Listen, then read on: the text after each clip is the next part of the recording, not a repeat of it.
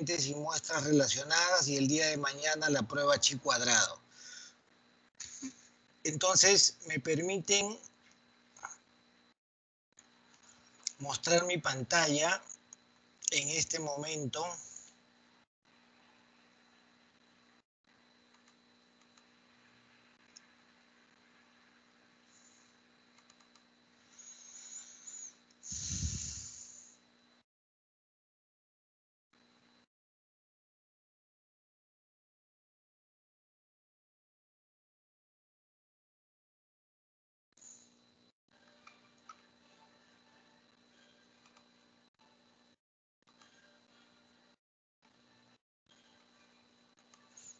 Ok, estoy mostrando mi pantalla. ¿Se aprecia? ¿Me confirman, por favor?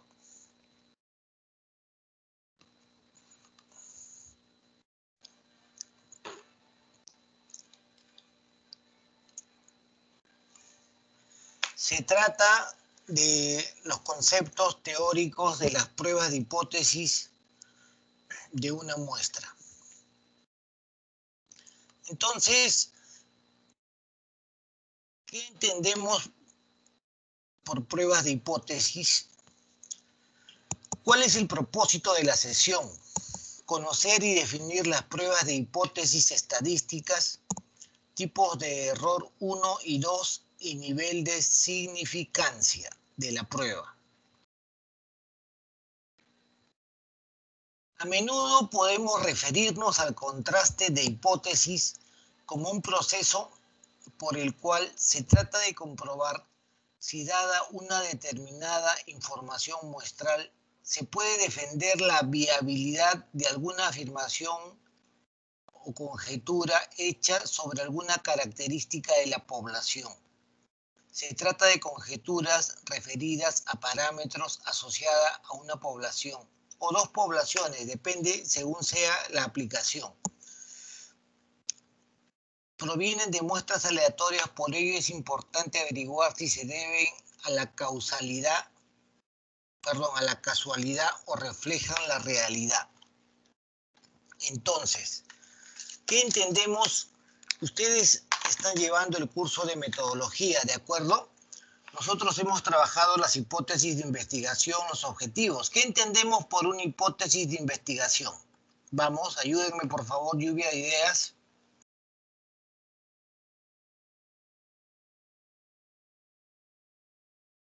Doctor, sería una posible respuesta a nuestro problema. Ya, muy bien, una posible respuesta, ¿no? Y esa posible respuesta a nuestro problema de investigación, ¿en qué se funda? ¿En evidencia o es de repente como consecuencia de un sueño, de una pesadilla o algo parecido? ¿Qué opinan ustedes?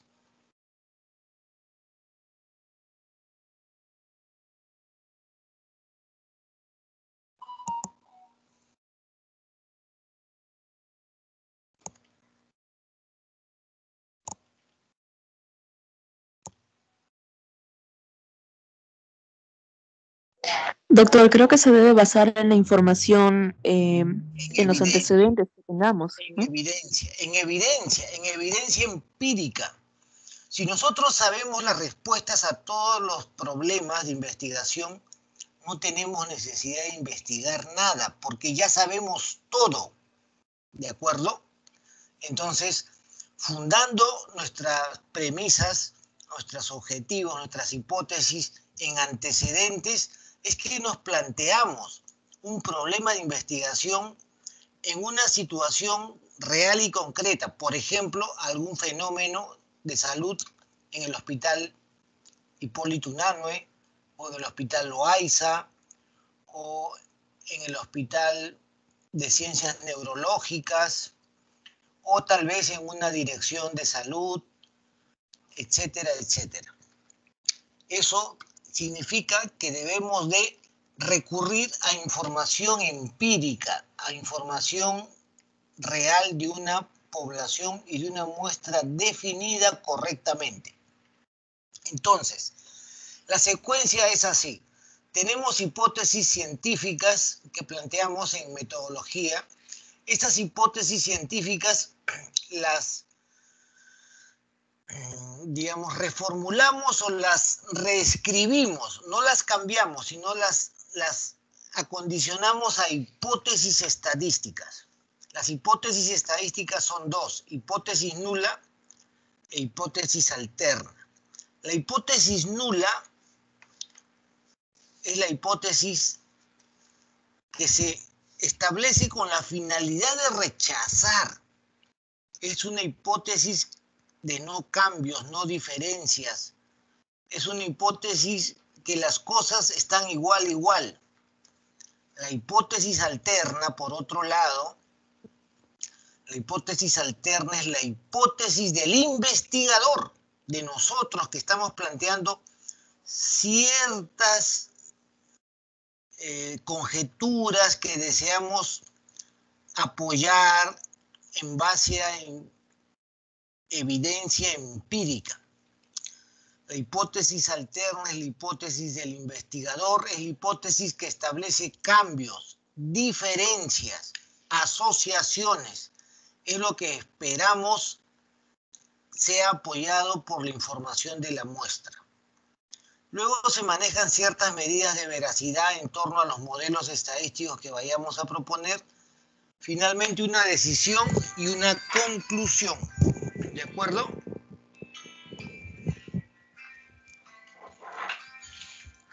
Muy bien. Entonces, las hipótesis científicas surgen del cuerpo teórico de la disciplina objeto de estudio. Puede ser esta disciplina científica, la medicina humana, la psicología, la economía, etcétera, etcétera. Son una solución, las hipótesis científicas son una solución, una respuesta a algún problema planteado en ese campo específico del conocimiento. Deben ser empíricamente verificables. Las hipótesis científicas deben traducirlas a hipótesis estadísticas, es decir, implica expresarlas en términos formales matemáticos. No tiene por qué haber una correspondencia exacta entre hipótesis científicas e hipótesis estadísticas. Listo. Entonces, pruebas de hipótesis. Ya estamos entrando a ver este tema de las pruebas de hipótesis. Rama importante de la inferencia estadística. También se denomina dosimasia de hipótesis o contraste de hipótesis estadísticas. Básicamente es un proceso de 4 pasos, dependiendo del autor. En algunos textos dice 4, 5, 6, 7 pasos, depende. Es una técnica que está en continua revisión y cambio, ¿no? Una hipótesis estadística es un supuesto acerca de algún parámetro poblacional sobre alguna situación existente en la población. Pero como no accedemos a la población, sino accedemos a muestras representativas y de tamaño adecuado de esa población, pues con la intención de hacer inferencia estadística. Una técnica de inferencia son las pruebas de hipótesis. Como les había dicho, son 2 tipos de hipótesis estadísticas. La hipótesis nula, la hipótesis de no diferencia, de no cambio, de no independencia, de independencia, es una hipótesis conservadora y como habitualmente se investiga para observar diferencias, cambios, asociaciones, etc., la hipótesis nula se plantea generalmente con la esperanza de ser rechazada y en la que se somete a contrastación. Observar esta figura. Los conceptos básicos permiten llegar a hipótesis de investigación. Luego tenemos hipótesis nula, hipótesis alternativa o alterna, H0 y H1, que son exhaustivas y exclusivas. Si la hipótesis alterna afirma una situación en la muestra, en la población, la hipótesis nula niega ese supuesto. No establece asociación, no establece cambios. La hipótesis alterna se denomina como H1, es el supuesto alternativo a la hipótesis nula. Los datos muestrales apoyan el cumplimiento de la hipótesis alterna. Luego, en la hipótesis alterna se postulan, o sea, se escribe, se anotan diferencias significativas, cambios, asociaciones estadísticamente significativos. Al tomar una decisión respecto a la hipótesis nula, se corre el riesgo de cometer dos tipos de error. Eso lo vamos a ver más detenidamente, ¿no? Porque al tomar una decisión, podemos tomar la decisión correcta, pero también podemos cometer los tipos de error que vamos a mencionar. Entonces, en la siguiente tabla se muestra la terminología que hay que entender. Esta es la terminología clave. La voy a poner en grande. Nosotros tenemos una situación o planteamiento poblacional. Una situación poblacional. Nosotros no conocemos la situación poblacional tal cual. Podemos esforzarnos mucho por tratar de conocerla y nos puede llevar media vida conocer una situación poblacional. Y aún así no lograríamos el objetivo. Lo que podemos hacer es conocer una situación, describir una situación, plantear conjeturas a una situación en una muestra representativa. Entonces, es la columna decisión. La decisión que tomamos con data empírica en la muestra que proviene de dicha población. Entonces, la decisión puede ser rechazar la hipótesis nula o no rechazar la hipótesis nula. Solo tenemos dos posibilidades. Y la situación poblacional puede ser que la hipótesis nula es cierta o que la hipótesis nula es falsa. Entonces, partiendo de estas dicotomías, se plantean en la tabla los aciertos y el error tipo 1 y error tipo 2. A ver, ¿alguien me ayuda a describir los aciertos? ¿Cuándo, por favor, un estudiante o dos estudiantes voluntarios que me expliquen cuándo estamos procediendo de una manera que estamos en acierto?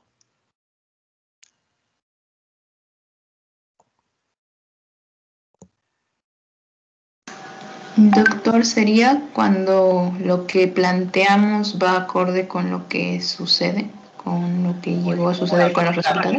Por ejemplo, planteamos, a ver, estudiante, usted plantea rechazar la hipótesis nula dado que la hipótesis nula es falsa. Se ubica en la celda superior derecha, rechazar una hipótesis nula dado que la hipótesis nula es falsa. Eso es un acierto. Porque si es falsa la hipótesis nula, hay que rechazarla. No podemos quedarnos con una hipótesis que es falsa. Hay que rechazarla. Eso es un acierto, se conoce como 1 menos beta o potencia de la prueba estadística. Otro acierto, por favor. Otro acierto.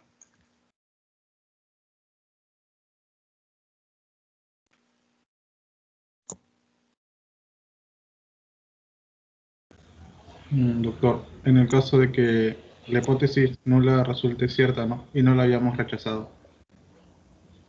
Y bueno, el 1 se conoce como nivel de confianza, ¿no? Ya, el nivel de confianza de la prueba es 1 menos alfa y es no rechazar una hipótesis nula dado que es cierta. Ya, perfecto. Pero también tenemos dos tipos de error. De esta misma celda, si ustedes analizan detenidamente, se configuran dos tipos de error. El error tipo 1, que se conoce como alfa, probabilidad alfa es la probabilidad de rechazar una hipótesis nula dado que es cierta. Eso es un error, porque si es cierta no debería rechazarla. Sin embargo, voy a rechazarla deseando que ese valor de alfa sea lo más pequeño posible. Normalmente es 0,05 y en algunos contrastes de hipótesis estadísticas el valor de P es un valor cercano a 0, muy pequeño. Eso es bueno para el contraste estadístico. El error tipo 2 es la probabilidad de no rechazar una hipótesis nula, dado que la hipótesis nula es falsa. Si es falsa la hipótesis nula, debo rechazarla, pero no la rechazo. Entonces estoy llegando a un error tipo 2 que se conoce como probabilidad beta. Listo, entonces. Esta tabla debe quedar muy claro en la mente de nosotros, porque es clave, ¿no? De esto se desprenden muchas cosas. ¿De acuerdo?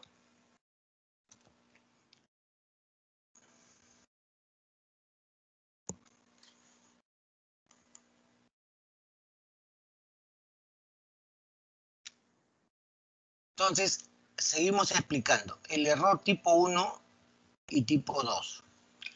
Como las pruebas de hipótesis se basan en la información obtenida en una muestra aleatoria, existe el riesgo de tomar decisiones erróneas.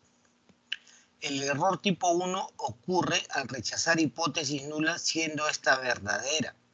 Se denota como alfa y se llama nivel de significación de la prueba. El error tipo 2 ocurre al no rechazar la hipótesis nula siendo esta falsa y se denota como beta. El estadístico de prueba. El estadístico de prueba es el modelo estadístico, el modelo matemático que se utiliza depende. Existen estadísticos de prueba, 20 o 30 o más, y se selecciona, ¿no? De repente en mi estudio selecciono 1, 2 o 3 máximo de los que existen. Es el modelo matemático, es el modelo estadístico que vamos a aplicar. Y va en función del diseño de la investigación. Conforme hayamos diseñado nuestra investigación, de repente en un tipo de diseño analítico de casos y controles o en un diseño experimental, pues solo una o dos pruebas estadísticas son ad hoc, están diseñadas ad hoc para ese diseño. Las otras pues quedarán reservadas para otras situaciones, para otras condiciones. Entonces el estadístico de prueba, cuando el problema es medir el grado de discrepancia entre lo encontrado en la muestra y lo que se afirma en la hipótesis nula, la medida de esta discrepancia se llama estadístico de prueba y sirve para comparar lo hallado en la muestra con lo que se indica en la hipótesis nula. La forma del estadístico de prueba depende del parámetro sobre el cual se hace la conjetura. Entonces, como les vuelvo a decir, hay pues varios estadísticos de prueba, ¿no? Por ejemplo, el chi cuadrado, T de Student, correlación de Pearson, el estadístico de prueba F, la prueba F de ANOVA, todas las pruebas no paramétricas son estadísticos de prueba. Y tenemos que elegir, seleccionar el adecuado. Grado de significación y nivel de significación. Grado de significación o nivel crítico se conoce a la probabilidad de obtener un resultado tan o más extremo que el de nuestra muestra. Si la H sub 0 es verdadera, entonces la probabilidad del valor de P debe ser un valor pequeño, extremo. El grado de significación normalmente es 0,05. El nivel de significación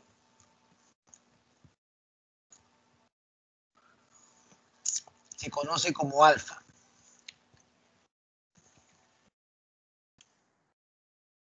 El nivel de significación es un valor teórico fijado por el investigador como referencia, mientras que el grado de significación es un valor empírico calculado para unos datos muestrales concretos. Entonces, dos términos que hay que tener claro. Nivel de significación de la prueba, o alfa, es un valor teórico, y en otro caso, grado de significación o valor empírico o valor de P del contraste, ¿no? En base a los datos de la muestra, a datos concretos. Entonces, nosotros podemos tomar la decisión con relación a la hipótesis nula empleando probabilidades. Primero calculamos el valor del estadístico de contraste. Luego, conocida la distribución muestral del estadístico de contraste, calculamos la probabilidad de obtener un valor tan o más extremo que el obtenido si la H sub 0 es verdadera, es decir, calculamos el grado de significación o valor de P. Con relación al grado de significación, comparamos el grado de significación P obtenido con el nivel de significación alfa, prefijado de antemano. Entonces, si el valor de P es menor que alfa, rechazamos la hipótesis nula. Si el valor de P es mayor o igual que alfa, no podemos rechazar la hipótesis nula. Entonces, esta es una regla de decisión tomando en cuenta el empleo de probabilidades.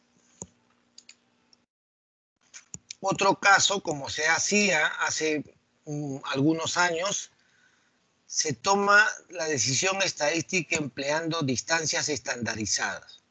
Entonces, siempre calculamos el estadístico de contraste. En base al valor de significancia alfa prefijado, dividimos la distribución muestral del estadístico de contraste en dos zonas exhaustivas y exclusivas. La región de rechazo o región crítica y la región de no rechazo o región de aceptación.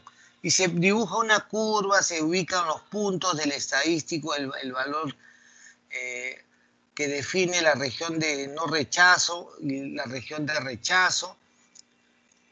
Eso es otra historia, como bien podría decir, ¿no? Es otra historia cómo utilizamos las distribuciones de los estadísticos más comunes. Muy bien. Entonces, lo que hemos visto ahora, esto es una diapositiva. Ahora, esta es la primera parte. Voy a tomar lo que sigue de la sesión. Primero, asegurarme que han entendido estos conceptos teóricos claves. Y luego voy a tomar lo que sigue de la sesión con una aplicación práctica con la prueba TED-Student. Entonces, pregunta para todos los estudiantes: ¿qué sabía antes? ¿Qué aprendí? ¿Cómo lo aprendí? ¿Y cómo lo aplicaré? Vamos, 3 estudiantes voluntarios. Vamos, vamos chicas, chicos. 3 estudiantes voluntarios.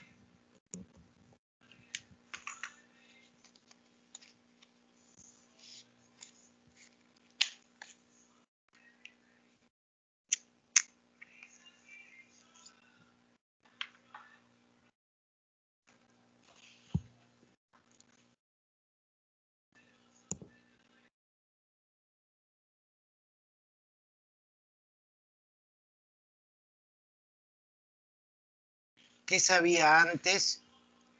¿Qué aprendí? ¿Cómo lo aprendí? ¿Y cómo lo aplicaré?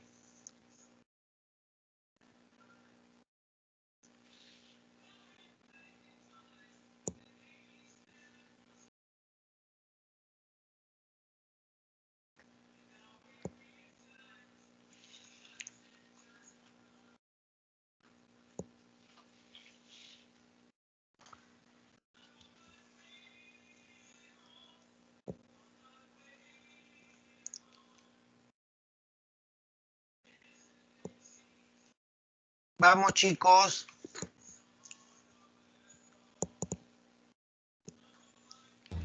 ¿Aló? Sí, Adelante. puedo participar rápidamente. Sí, adelante. Sí, correcto. Bueno, ¿qué sabía antes? Bueno, ya conocía un poco de la hipótesis alterna, hipótesis nula, ¿no? Y y los tipos de aceptación y de rechazo, ¿no? ¿Qué aprendí? Aprendí que, bueno, recordé esa parte, ¿no? Que no me acordaba tan bien, no me acordaba, ¿sí? Y bueno, aprendí también que hay varios tipos de hipótesis, ¿no? Hipótesis estadística, hipótesis en investigación, y que no, y otros tipos, ¿no? Y que no es lo mismo, ¿no? ¿Cómo lo aprendí? Mediante esta clase, las diapositivas y recordando, ¿no? ¿Y cómo lo voy a aplicar? Quizás lo aplique en trabajos estadísticos o en... Claro, para darle el nivel de aceptar o rechazar la hipótesis nula, ¿no? En el caso cuando vayas a hacer trabajos, si me toca hacer trabajos de investigación, voy a tener en cuenta esto de acá. Porque siempre los trabajos experimentales o los analíticos son los que contrastan hipótesis, ¿no? Más que los descriptivos o otros tipos de investigación. Exacto, muy bien, caballero. Gracias. Otro estudiante que desee participar, por favor.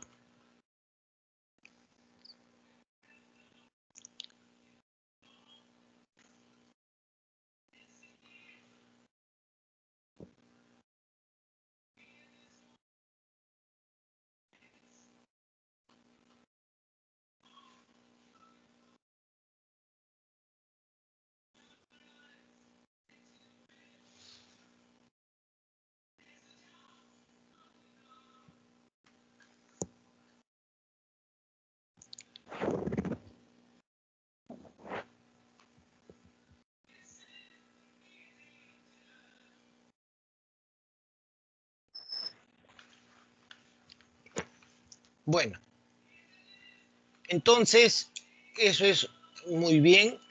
Ahora vamos a presentar un modelo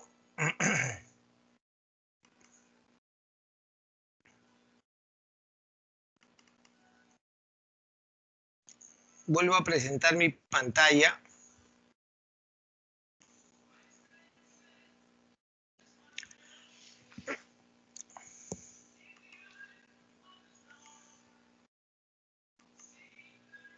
Ya, estamos en este modelo. Vamos a ver en qué situaciones podemos aplicar la prueba T-de-Student para muestras independientes y muestras relacionadas. Pues depende del diseño de investigación. Nosotros tenemos algunos diseños de investigación y en algunos de esos diseños es ad hoc aplicar la prueba T-de-Student. En otros diseños no es posible aplicar. La base de la prueba T-de-Student es comparar una media o dos medias aritméticas de muestras independientes o de muestras relacionadas. Entonces, profesor, ¿pero cómo sé qué aplicar? Eso tiene que saber. Proyecto de investigación, desde el planteamiento del diseño de investigación, todo es un trabajo lógico que me lleva con certeza a afirmar, ok, voy a aplicar esta prueba de muestras independientes o voy a aplicar esta prueba de muestras relacionadas. Vamos a ver un poco también esos contextos. Entonces, el propósito de la sesión es conocer y aplicar la prueba T-de-Student para muestras independientes, conocer y aplicar la prueba T-de-Student para muestras dependientes o relacionadas.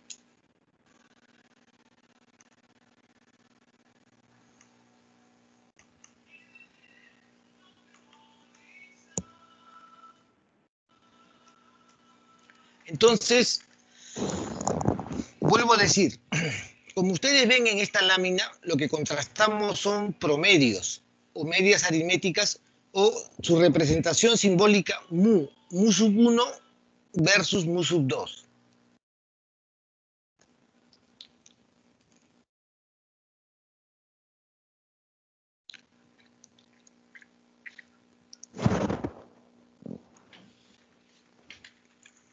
¿Por qué mu sub 1 y mu sub 2? Porque estamos hablando de una aplicación de dos medias, de dos poblaciones.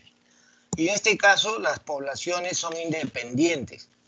Por ejemplo, queremos contrastar el promedio del curso de metodología de investigación de los estudiantes varones y de las estudiantes mujeres. Ellos constituyen dos subpoblaciones. Si bien es cierto, todos corresponden a la población de estudiantes de la asignatura,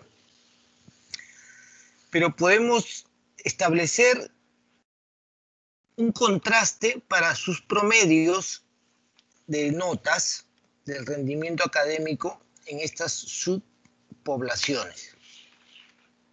Entonces se plantean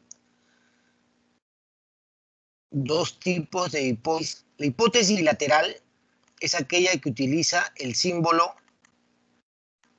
diferente.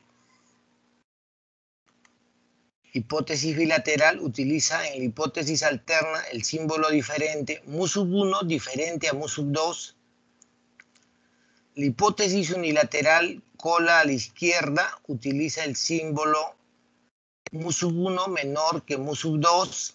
Hipótesis unilateral cola a la izquierda. Hipótesis unilateral cola a la derecha utiliza mu⁻1 mayor que mu⁻2. Entonces, en estos dos últimos casos se tratan de hipótesis unilaterales que siempre que tengamos información teórica, indicios, podemos plantear hipótesis unilaterales porque son más potentes. Siempre que podemos, debemos aplicar hipótesis unilaterales. O una hipótesis bilateral que es más conservadora. Vayamos a la aplicación práctica. Un estudiante me ayuda con la lectura del ejemplo, por favor.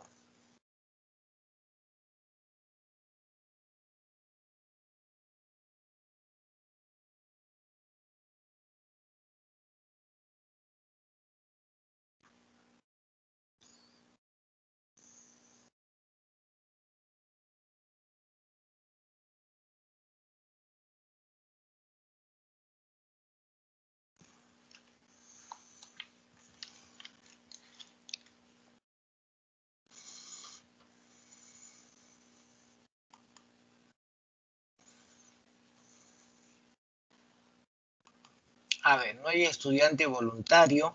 Doctor, ¿puedo leerlo? Adelante, por favor.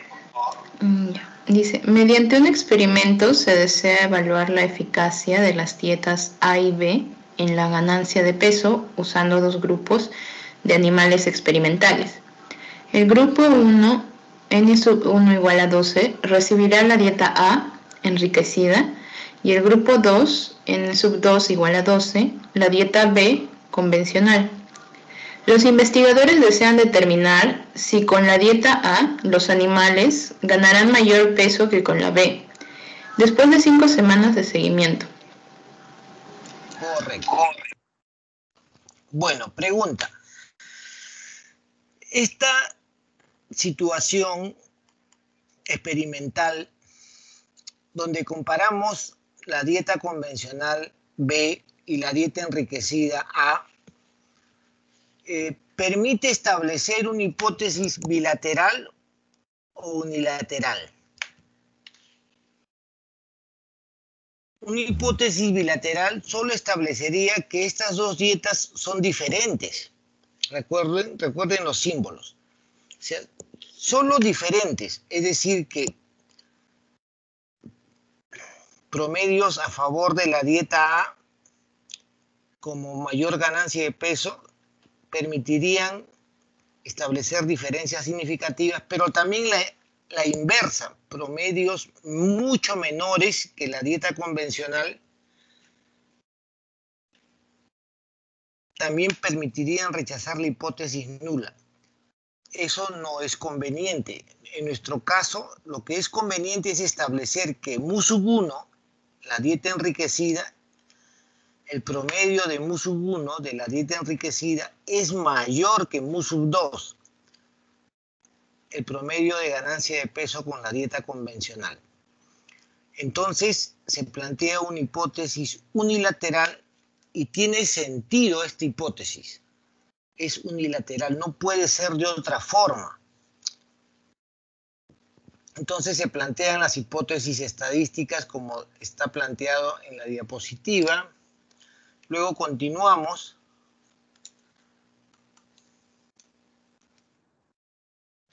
Al cabo del experimento se calculó el incremento de peso para cada animal. O sea, la muestra de 12 animales experimentales del grupo 1, dieta A enriquecida, y para el grupo 2, dieta B convencional, se calcula cuánto gana cada uno y luego se promedian esos valores de ganancia de peso. Entonces tenemos la siguiente información. Grupo 1, N1, 12, promedio de ganancia 27,2 gramos, desviación estándar 6 gramos. Grupo 2, N2 igual a 12, promedio de ganancia 21,2, desviación estándar 3,8. Si ustedes se dan cuenta, esta información, jóvenes, ya es una información resumida. Yo no estoy viendo cuánto ganó el primer animalito experimental, cuánto ganó el segundo, cuánto ganó el tercero, si el cuarto ganó o no ganó, de repente perdió el cuarto. Lo que estoy viendo es la información de la muestra. Por eso es información descriptiva, resumen. En otro caso, puedo tener la información de cada animalito experimental, que no es el caso en esta diapositiva. Continuamos. Como no se conocen las varianzas poblacionales, se hace uso del contraste T de Student. Es necesario recordar que el contraste T de Student es un contraste paramétrico. Eso quiere decir que también existe un contraste no paramétrico. Los contrastes paramétricos exigen el cumplimiento, para un uso adecuado del contraste, exigen el cumplimiento de los siguientes supuestos que vamos a mencionar. El supuesto de normalidad, aleatoriedad y homogeneidad de varianzas. Cuando los datos cumplen los supuestos mencionados, entonces vamos bien, aplicamos la T de Student. Pero alguien me puede decir, y cuando no satisfacen, profesor, no hay normalidad en los datos, es una muestra pequeña, de repente las varianzas no son homogéneas, entonces, ¿qué hago? Bueno, cuando no podemos comprobar los supuestos para la aplicación de la T de Student, tranquilo, no hay problema. Si la distribución de los datos de la ganancia de peso o cualquier dato numérico que analizamos no cumple los supuestos, vamos con las pruebas no paramétricas. Podemos utilizar la prueba W-Wilcoxon, la prueba Udemy-Whitney. Hay otras pruebas que sirven en estos casos, ¿no? Van en auxilio. Continuamos entonces. El modelo estadístico de la prueba T de Student para muestras independientes está mostrado en la diapositiva en la parte superior. T es igual al promedio de la muestra 1 menos el promedio de la muestra 2. En el denominador, raíz cuadrada de la varianza ponderada sobre el tamaño de muestra 1 más la varianza ponderada sobre el tamaño de la muestra 2. Y recordamos, T de Student tiene n más 1, n sub 1 más n sub 2 menos 2 grados de libertad y la varianza ponderada se calcula. Entonces, esta es la forma de la diapositiva, es la forma de calcular el valor T de Student, de aplicar la fórmula, de tomar lápiz y papel y calculadora y proceder a calcular. Por ejemplo, ahí está calculada la varianza ponderada al final. La varianza ponderada es 25,22. Bueno, perfecto, continúa. Entonces reemplazamos en la fórmula mencionada anteriormente y obtenemos un valor T de Student con 22 grados de libertad de 2,927. El valor de P, por tanto, si vamos a la tabla, ¿no? O sea, que con este valor T de Student, 22 grados de libertad, 2,927, tenemos que compararlo con las tablas para seguir la secuencia de la decisión estadística en función de los valores de probabilidad. Siempre que el contraste ofrece un valor de probabilidad menor que 0,05, rechazamos la hipótesis nula. Entonces, dado que es menor, la decisión y conclusión dice, siendo P el valor de probabilidad menor que 0,05, se rechaza la hipótesis nula. Por tanto, la dieta A, la dieta enriquecida, produjo mayor ganancia de peso que la dieta B, la dieta convencional. Ya está. Ahora, profesor, pero están aplicando en estas diapositivas las fórmulas. Sí, correcto. Yo les presento la fórmula, pero lo que les voy a enseñar es lo siguiente. Voy a recrear este ejercicio con la calculadora estadística. ¿Me siguen, jóvenes?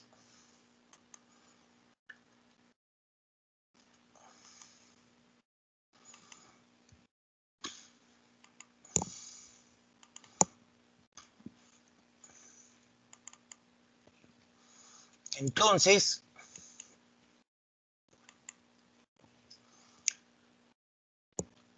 dejo de presentar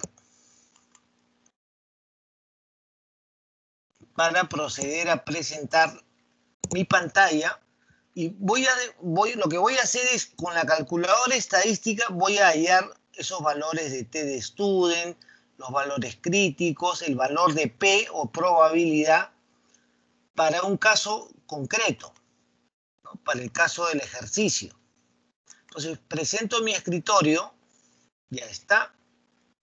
Presento mi diapositiva que me ha acompañado en esta primera etapa y presento mi calculadora estadística. Ahora se observa, ¿de acuerdo? Esperen un minuto, por favor.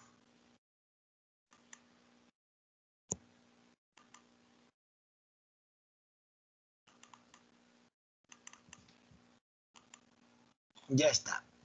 Entonces, busco la hoja. En la calculadora estadística busco la hoja correcta. Por ejemplo, aquí está la hoja 4, la hoja 5. Bueno, no son las hojas correctas. La hoja 6 dice Two-Mean Hipótesis Test. Esta es la hoja correcta. Prueba de hipótesis para dos medias. Así se conoce. Entonces, tengo la opción de ingresar datos. Si tuviera los 12 datos de la muestra que recibe la dieta enriquecida y los 12 datos de la muestra que recibe la dieta convencional, podría colocarlos en este lado. Simplemente registrarlos. No los tengo. Entonces, puedo ingresar información resumen. Puedo ingresar información resumen en este segmento en amarillo. En este segmento gris ingreso información resumen. Lo primero que tengo que saber es el nivel de significancia. En este caso está registrado como 0,05. Si deseo plantear un nivel diferente, reemplazo en este lugar 0,01, 0,07, 0,03. Bueno, lo dejo tal cual. La diferencia de la hipótesis se queda tal cual y lo que debo entonces inscribir ahora es esta información. Esta información del grupo 1, información del grupo 2 debe ir en la calculadora estadística. Promedio en la muestra 1. ¿Cuánto es el promedio en la muestra 1? ¿Me ayudan, por favor? 27,2 gramos. El promedio en la muestra 1 es 27,2. La desviación estándar es 6 y el tamaño, sample size, 12 animalitos experimentales.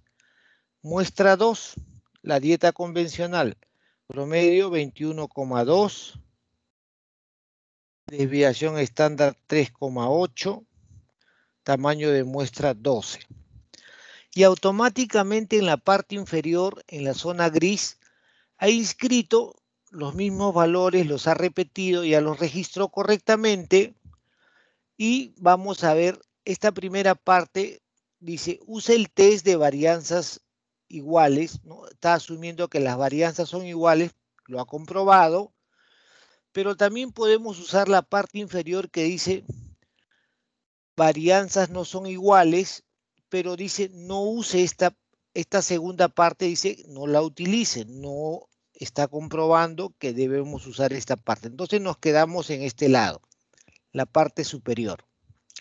Y lo primero que tenemos es el valor t-score, el valor de t, 2, vamos a poner un poco de zoom. El t-score 2,927 y a nosotros nos había dado en la diapositiva el mismo valor, 2,927. Observen este valor.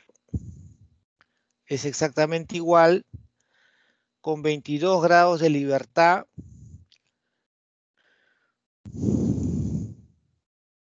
La varianza ponderada 2,05.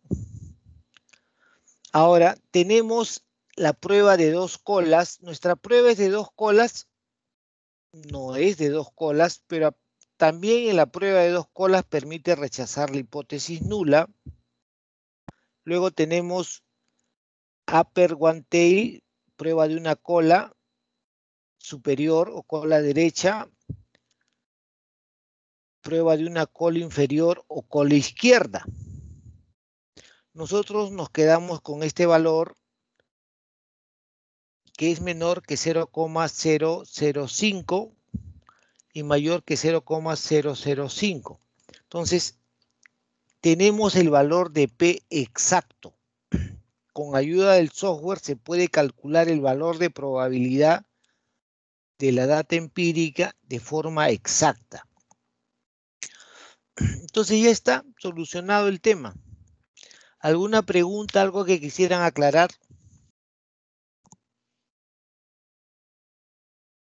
¿Se me escucha? Sí, adelante. Doctor, ¿puedes volver a repetir cómo interpretar respecto a si es que es de una cola o de 2 colas?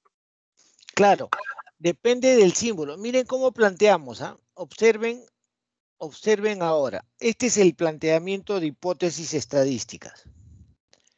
Esto es lo que planteamos. Esto es lo que espero demostrar.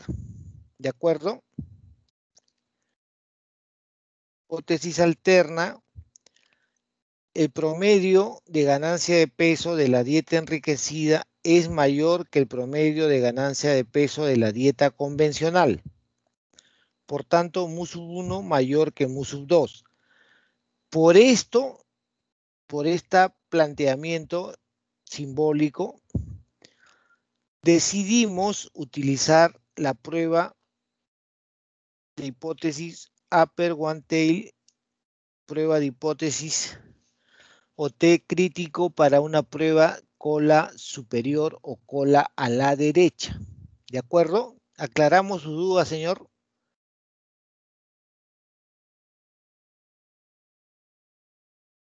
Sí, doctor. Muy bien. ¿Alguna pregunta más? ¿Alguna inquietud, por favor? Doctor, ¿y los otros tipos de modo de calcular, en qué situaciones serían, por ejemplo? Por ejemplo, en un caso que tenemos, si cambiamos el orden, por ejemplo, o en el grupo 1 asignamos una dieta que no sea la dieta enriquecida, puede ser la dieta convencional. Si ustedes cambian el orden, por ejemplo, ustedes me han visto ingresar estos datos, ¿correcto?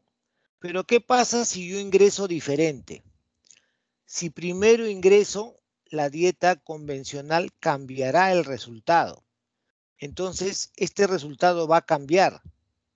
Por eso tienen que abrir bien los ojos y mirar, ahí tienen que entrenarse y tengo una práctica a continuación para que se entrenen abriéndolo, o sea, practicando, abriendo los ojos cuando utilizo una prueba de 2 colas o cuando utilizo una cola a la derecha o una cola a la izquierda. Cuando utilizo 2 colas o cuando utilizo cola a la derecha o cuando utilizo cola a la izquierda. Depende del planteamiento, depende del contexto de la situación. Eso tengo que analizarlo con cuidado. Dado que no me voy a equivocar en calcular, tengo que ser más cuidadoso en el proceso lógico que debo seguir para el planteamiento de hipótesis estadísticas. ¿De acuerdo? O sea, no les puedo decir que haya una receta tal cual, porque no la hay. Lo que tienen que es entrenar, ¿no? Es como entrenar un músculo. El profesor me plantea este caso. A ver, en este caso hay una forma correcta. No, o sea, el entresijo matemático de calcular con la fórmula ya está resuelto. Utilicen la calculadora. Pero luego el planteamiento, ¿cómo es el planteamiento? Eso es la parte que la computadora no lo puede hacer, no piensa. Nosotros que pensamos, razonamos un proceso lógico, tenemos que llegar a la verdad, ¿no? Al proceso correcto. ¿Respondí su pregunta? Sí, doctor. Bueno, Una pregunta. a ver. Otra pregunta. Por ejemplo, imaginemos que, no va a ser el mismo problema, pero imaginemos que mi respuesta luego de hacer esta prueba sería el de 2 colas. Esa sería la que estaba buscando. Para que esa sea mi respuesta, ¿en qué condiciones debería haberlo planteado? Ya, observe a la derecha el símbolo. Si usted pone el símbolo diferente, mu sub 1 diferente,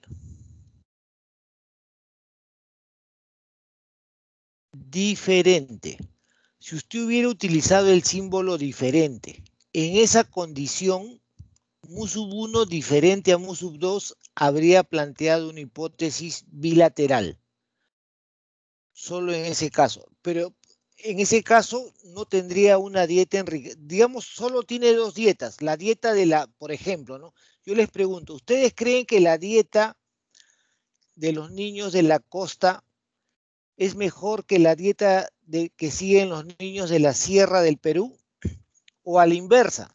La dieta que siguen los niños de la sierra del Perú es mejor, es más rica, más saludable que la dieta que siguen los niños de la costa. ¿Qué opinan ustedes? Así, digamos así, como lluvia de ideas. Tenemos 2 dietas, no sabemos cuál es mejor. Queremos ver si de repente el aire, otros factores podrían, o la misma dieta en sí, ¿no? Digamos, los productos orgánicos de la sierra. En Lima no se cultiva, en Lima todo es cemento, ¿no? En Lima todo es procesado, ¿no? Entonces, de repente esos alimentos procesados no son mejores. Pero eso genera un debate. Entonces, cuando no tengo certeza, cuando solo sé que de la sierra, la dieta de la sierra o la dieta de la costa, pueden ofrecer diferencias significativas, plantearé una hipótesis de diferencias, esperando encontrar diferencias. ¿Ayudé con su pregunta? Claro, entonces más o menos entiendo que para plantear, y ya esto es un poco más metodológico, una hipótesis con doble cola o una cola, ya sea a la derecha o a la izquierda, dependería de la situación. Claro, depende. No depende de o sea, no depende de los números. Si usted ve los números, es como que usted ya supiera de antemano qué está pasando, ¿no? Si nosotros sabemos qué vamos a encontrar, ¿para qué investigamos? A ver, si te quería decir algo, adelante, por favor. No, o sea, lo que pasa es que le había escuchado en una parte que usted dijo que era lo más adecuado era una hipótesis con una cola. No, por eso que No, me quedó. no, es más potente, dije. Una hipótesis de una cola es más potente y le voy a demostrar por qué. Observe estos valores de P. Este valor de P es de 2 colas. Y este valor de P es de una cola. Correcta. Este valor no. Este valor no está en discusión. Porque es es cercano a 1. Si ustedes se dan cuenta, el valor de P de una cola es más pequeño. Es exactamente la mitad del valor de P de 2 colas. ¿Observan ese detalle? Vamos chicos, ayúdenme por favor. Sí. ¿Observan ese detalle? Miren ahí, ¿observan ese detalle? Sí, doctor. Por eso les dije, las pruebas unilaterales son más potentes, pero utilizadas correctamente. Porque si usted se va por este planteamiento de acá, por este planteamiento de una cola a la izquierda, llega a cualquier resultado y confunde, ¿no? Por eso lo he tachado.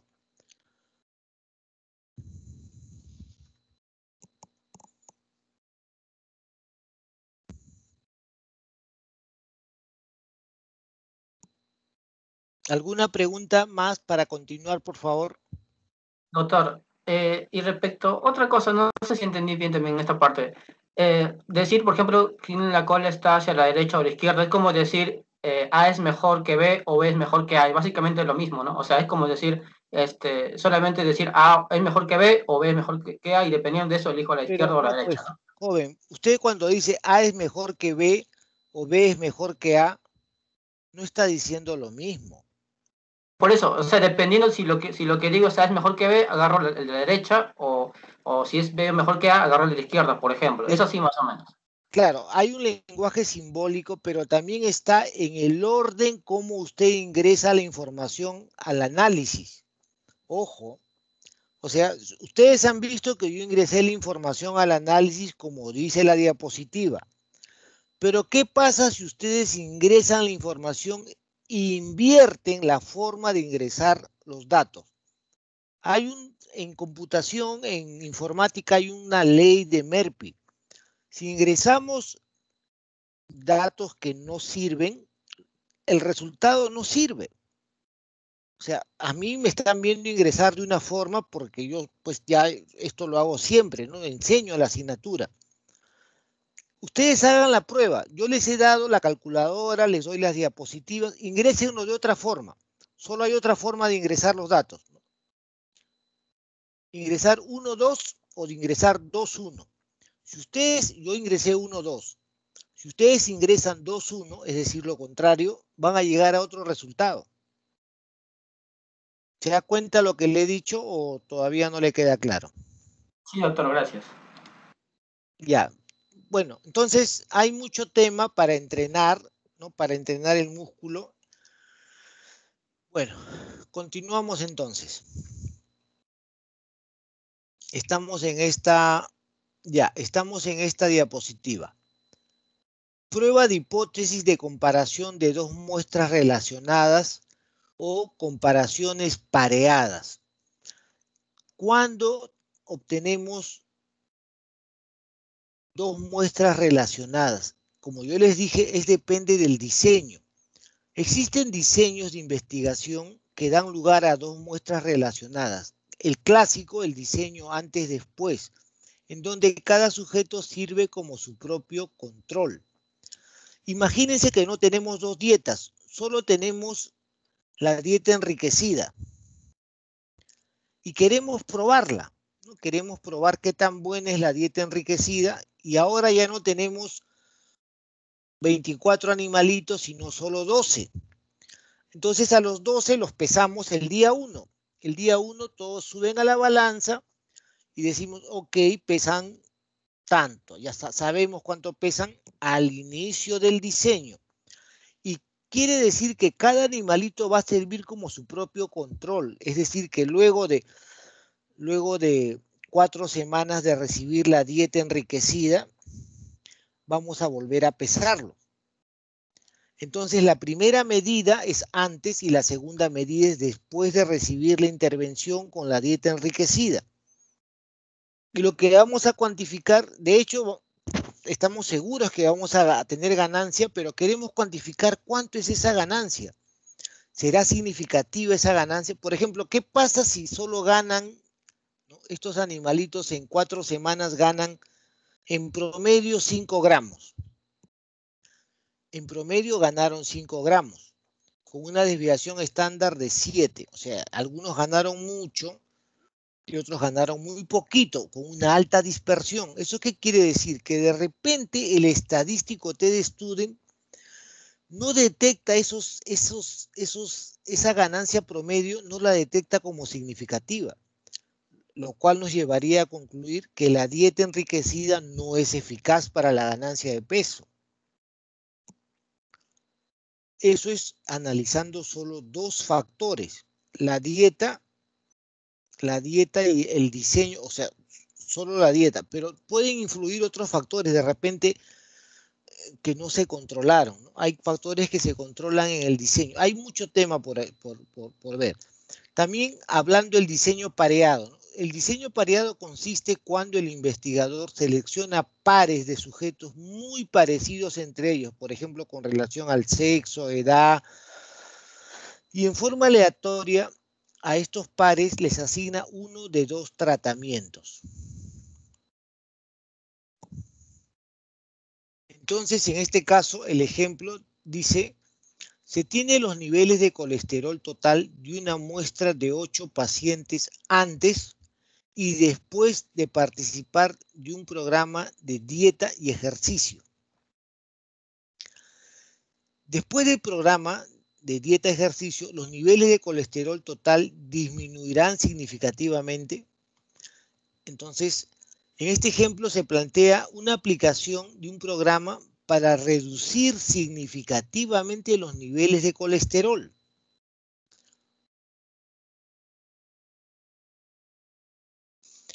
Eso implica que el programa es eficaz. Eso implica que el estadístico T-de-Student para muestras relacionadas ha detectado un cambio significativo que no solo se debe a la casualidad, sino que existe un cambio significativo en la distribución de esta variable numérica, niveles de colesterol. Planteamiento de hipótesis estadísticas. Hipótesis alterna, el promedio de las diferencias. Se utilizan las diferencias, el antes menos después o el después menos antes, es mayor que 0, o en otro caso podríamos plantear el promedio de las diferencias es menor que 0. En ambos casos estamos planteando una hipótesis unilateral. Es decir, de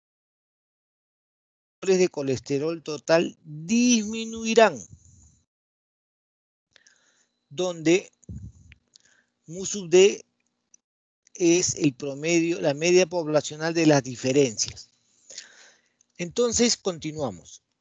Ahora tengo datos. Observen, el paciente 1 ingresó con 201 y termina el programa con 200.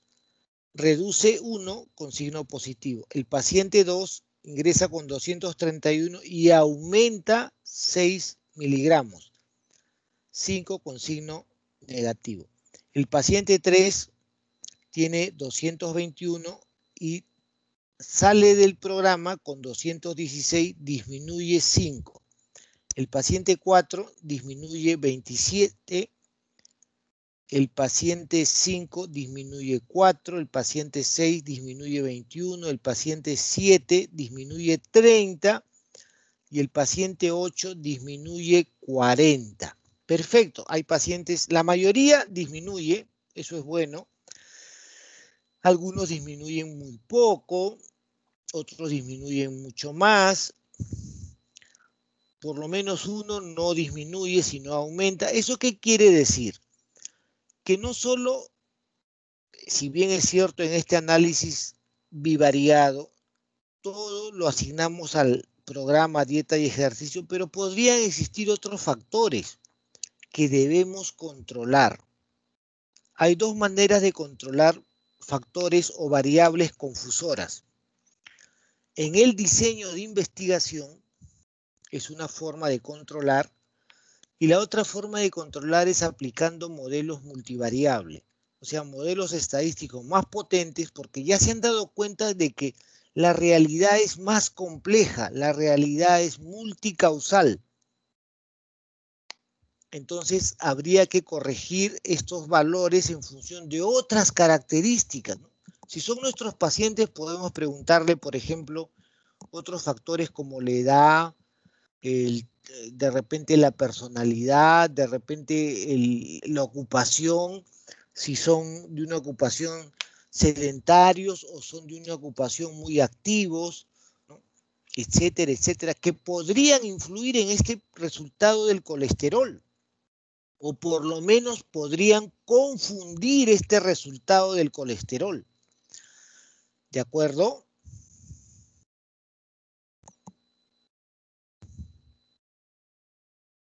Bueno, entonces el estadístico de contraste es este que se muestra a continuación. Este es el estadístico de contraste. N-1, el promedio de las diferencias sobre la desviación estándar de las diferencias sobre la raíz cuadrada del tamaño de la muestra. Este es el estadístico que vamos a aplicar. Luego se aplica, ya están los datos en la lámina anterior. El promedio fue 15,375. La desviación estándar 16,2387 y sobre raíz cuadrada de 8. Entonces el valor T de Student con 7 grados de libertad es igual a 2,678. Bueno, ya sabemos ese valor. Vayamos a calcular el valor de P. Pues P, el valor de probabilidad, sí es menor que 0,05. Estoy presentando un intervalo, no sé el valor exacto. Decisión y conclusión indica que como P es menor que 0,05, se rechaza la hipótesis nula y se concluye que después del programa de dieta y ejercicio, los niveles de colesterol fueron significativamente menores con los obtenidos antes de la aplicación del programa. ¿Correcto? ¿Alguna pregunta? ¿Alguna inquietud? Adelante.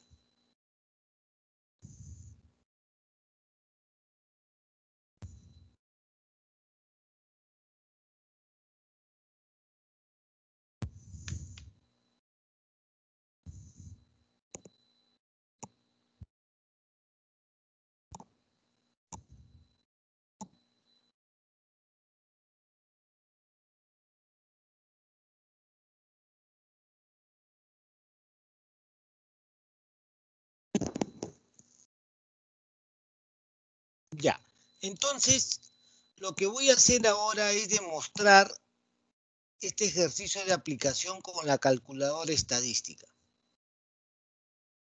Entonces, nuevamente vamos, ok, el planteamiento de las hipótesis. En este caso, la hoja adecuada es la hoja 9. Ojo, la hoja adecuada es la hoja Matched Pairs, prueba pareada. Damos clic sobre Matched Pairs y tenemos aquí la información before, after, es decir, que puedo ingresar los datos antes, después Correcto, borro estos datos que no me sirven. Es una posibilidad de ingresar los datos y la otra posibilidad es ingresar datos resumen. Si tengo resumen de datos, también los puedo ingresar. Hay dos maneras de cargar datos. Luego tengo el valor de significancia de la prueba, donde ingreso la información, promedio y desviación estándar y tamaño de muestra. Listo. Como tengo, en esta diapositiva tengo los valores antes, después, los voy a ingresar. 201, 231, 221, 227, 228, 237, 226 y 235. Correcto. Luego 200, 236, 216, 200, 224, 216, 196 y 195. Ya está. Ingresé los datos. Ahora voy a analizar la salida de la computadora. Pues aquí tengo el promedio antes y el promedio después. Observen. Los toma como dos muestras. El promedio de la muestra antes del programa fue 225, después del programa 210. O sea, si ustedes se dan cuenta, en promedios hay una diferencia de 15 miligramos aproximadamente. Luego están las desviaciones estándar y los tamaños de muestra. Correcto.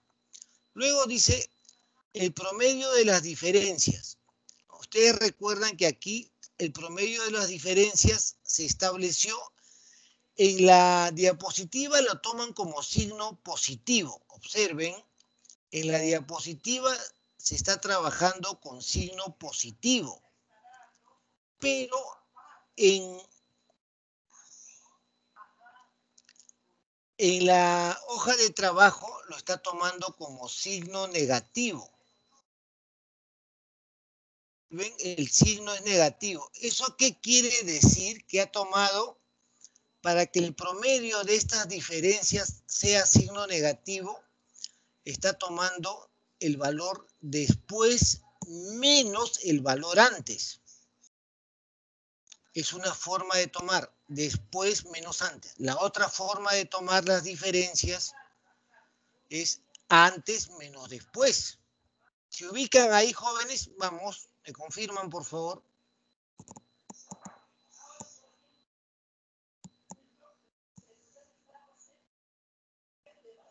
O sea, hay dos formas de tomar las diferencias. Después menos antes, como es el caso de esta aplicación Excel, o antes menos después.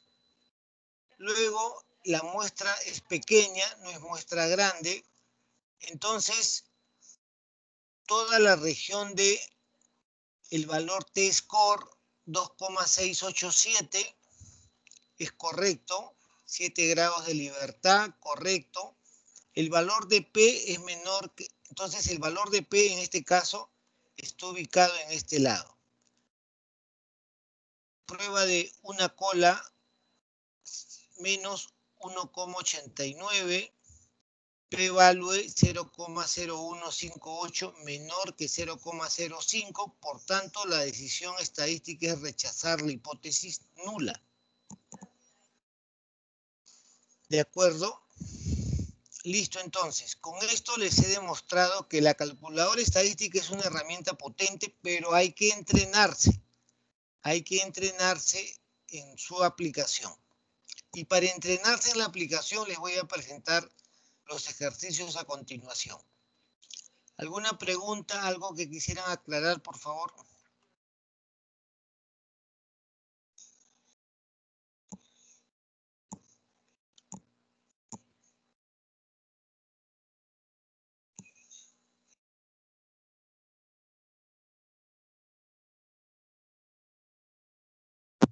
Doctor, disculpe, ¿y los intervalos cómo los obtengo?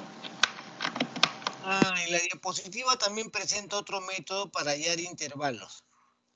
Se utiliza la distribución T de Student para hallar el error de estimación como muestra en la diapositiva. Pero esta aplicación de los intervalos no lo vamos a desarrollar. Si el intervalo no contiene a 0, es significativo. O sea, el intervalo también indica, ¿no? Por ejemplo, para este caso del colesterol, indica que con un 95% de probabilidad el promedio de las diferencias puede ser de 1,8, de 2 miligramos hasta 29 miligramos. O sea, indica que ese promedio, el promedio es con relación, el intervalo es con relación al promedio. Nosotros decimos que en promedio ha reducido 15 puntos, ¿correcto? Esto es lo que afirmamos, que en promedio se han reducido 15 puntos. Pero usted me dice, profesor, ¿eso será verdad? ¿No? De repente es más. Sí, puede ser más. En otra muestra puede reducir 18, 25. Y en otra muestra también puede ser menos. Puede ser 10, 7, 5. Entonces, el intervalo de confianza con relación a 15 es desde 1,8 hasta 29. Es decir, es un intervalo súper ancho. No sirve ese intervalo, es muy ancho. Debería ser más chico, ¿no? Un intervalo no tan ancho, sino más chico. ¿De acuerdo?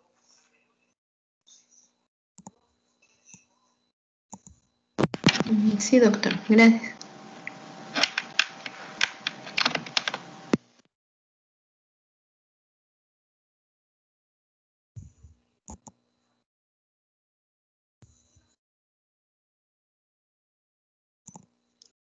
Muy bien, entonces ahora vamos a dejar de presentar. Dejo de presentar y automáticamente voy a compartir con nuestra estudiante,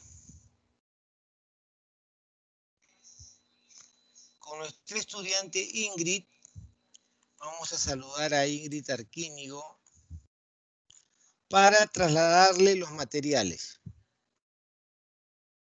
Está bien, doctor. Yo les estoy enviando por Sí. WhatsApp a mis compañeros. Sí, pues WhatsApp nos ha solucionado muchas cosas, ¿sabes? Porque vamos más rápido. Sí, Parte de la doctor. plataforma. Ya, entonces a Ingrid le voy a pasar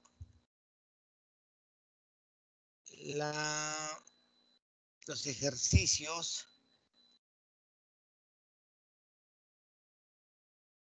de prueba de hipótesis. Ya está.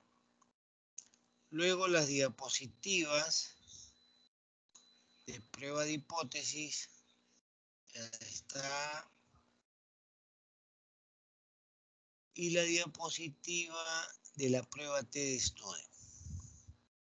Ya está. Ahí está.